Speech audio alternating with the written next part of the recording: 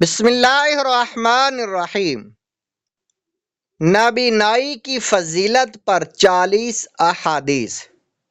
کئی احادیث مبارکہ میں آنکھوں کی اہمیت اور بینائی کے چلے جانے پر صبر کرنے کی عظمت بیان ہوئی ہے۔ یہاں 40 احادیث ذکر کی جاتی ہیں۔ پہلی حدیث پاک، آنکھوں کے بدلے جنت۔ حضرت عائشہ صدیقہ رضی اللہ تعالی عنہا سے روایت ہے کہ رسول اللہ صلی اللہ علیہ وآلہ وسلم نے فرمایا، بے شک اللہ تعالیٰ نے میری طرف وحی فرمائی ہے کہ میں جس کی آنکھیں لے لوں تو اسے ان آنکھوں کے بدلے جنت عطا فرماؤں گا۔ دوسری حدیث پاک، صابر نبینا کے لیے جنت۔ حضرت انس بن مالک رضی اللہ تعالیٰ عنہ فرماتے ہیں کہ میں نے رسول کریم صلی اللہ علیہ وآلہ وسلم کو فرماتے ہوئے سنا کہ اللہ پاک فرماتا ہے، جب میں اپنے بندے کو اس کے دو پیاری چیزوں یعنی آنکھوں کے ذریعے آزماتا ہوں اور وہ اس پر صبر کرتا ہے تو میں اسے ان آنکھوں کے بدلے جنت عطا فرماتا ہوں۔ جنت سے کم ثواب پر راضی نہیں۔ حضرت ارباد رضی اللہ تعالیٰ عنہ سے روایت ہے کہ رسول اکرم صلی اللہ علیہ وآلہ وسلم نے ارشاد فرمایا، اللہ پاک فرماتا ہے، جب میں اپنے بندے کی آنکھیں لے لیتا ہوں حالانکہ وہ ان کا حاجت مند ہوتا ہے، پس اگر وہ اس پر میری حمد بجا لاتا ہے تو میں اس کے لیے جنت سے کم ثواب پر راضی نہیں ہوتا۔ یہ تمام احادیث شعب الایمان، بخاری شریف اور صحیح ابن حبان، مسند امام احمد میں موجود ہیں۔ حدیث نمبر 4، جن کے لیے میزان نہیں لگے گا۔ حضرت انس بن مالک رضی اللہ تعالیٰ عنہ آپ روایت کرتے ہیں کہ رسول کریم صلی اللہ علیہ وآلہ وسلم نے ارشاد فرمایا، اللہ پاک فرماتا ہے، جب میں اپنے بندوں میں سے کسی بندے کے بدن یا اس کی اولاد یا مال کی طرف کوئی مصیبت بھیجتا ہوں تو اگر وہ صبر جمیل کے ساتھ اس کا سامنا کرتا ہے تو مجھے حیا آتی ہے کہ اس کے لیے قیامت کے دن میزان لگاؤں یا اس کا نامہ اعمال کھلواؤں۔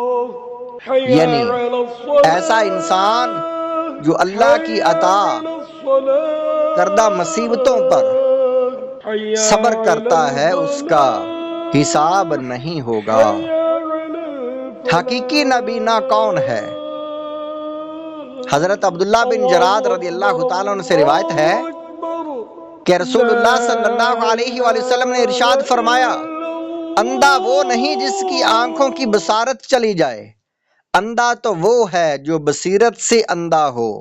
اس حدیث پاک کی تائید اس آیت کریمہ سے بھی ہوتی ہے، فَإِنَّهَا لَا تَعْمَى الْأَبْصَارُ وَلَكِنْ تَعْمَى الْقُلُوبُ الَّتِي فِي الصُّدُورِ۔ حضرت عبداللہ بن عباس رضی اللہ تعالیٰ عنہما اشعار کی صورت میں فرماتے ہیں، محبت کرنے والے کا دل نور الہی سے بھرا ہوا ہے، پس میرے دل میں بھی نور ہے، اس کے علاوہ تو جہالت کا اندھیرا چھایا ہوا ہے۔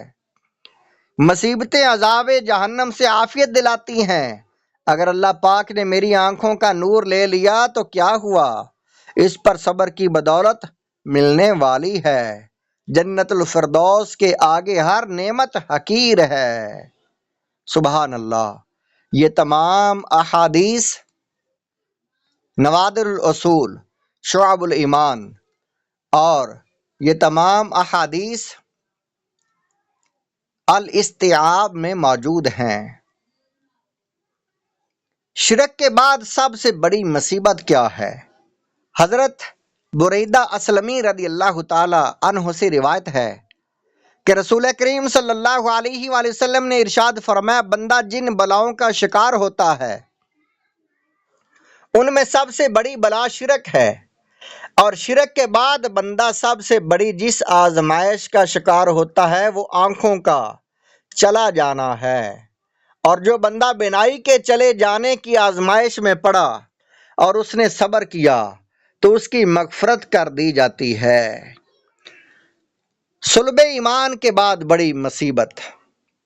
حضرت بریدہ اسلمی رضی اللہ تعالیٰ عنہ سے روایت ہے، رسول اللہ صلی اللہ علیہ وآلہ وسلم نے ارشاد فرمایا، ایمان کی دولت چلے جانے کے بعد بندے کے لیے سب سے بڑی مصیبت بینائی کا چلا جانا ہے، اور بندے کی بصارت چلی جائے اور وہ اس پر صبر کرے تو داخل جنت ہوگا، اس کی جزا جنت ہی ہے۔ حضرت انس رضی اللہ تعالیٰ عنہ سے روایت ہے، رسول کریم صلی اللہ علیہ وآلہ وسلم نے ارشاد فرمایا، اللہ پاک فرماتا ہے، جب میں دنیا میں اپنے بندے کی دونوں آنکھیں لے لیتا ہوں تو میرے پاس اس کے لیے جنت ہی جزا ہے۔ نیک نبینا کے لیے روز قیامت نور ہوگا۔ حضرت ابن مسعود رضی اللہ تعالیٰ عنہ سے روایت ہے کہ رسول اللہ صلی اللہ علیہ وآلہ وسلم نے ارشاد فرمایا، اگر نیک بندے کی دنیا میں بصارت جاتی رہے تو اللہ پاک قیامت کے دن اسے نور عطا فرمائے گا۔ یہ تمام احادیث، یہ حوالہ جات آپ کے سامنے ہیں، مسند بزار، ترمذی شریف کی حدیث پاک، معجم الاوسط اور تاریخ بغداد میں یہ تمام احادیث موجود ہیں۔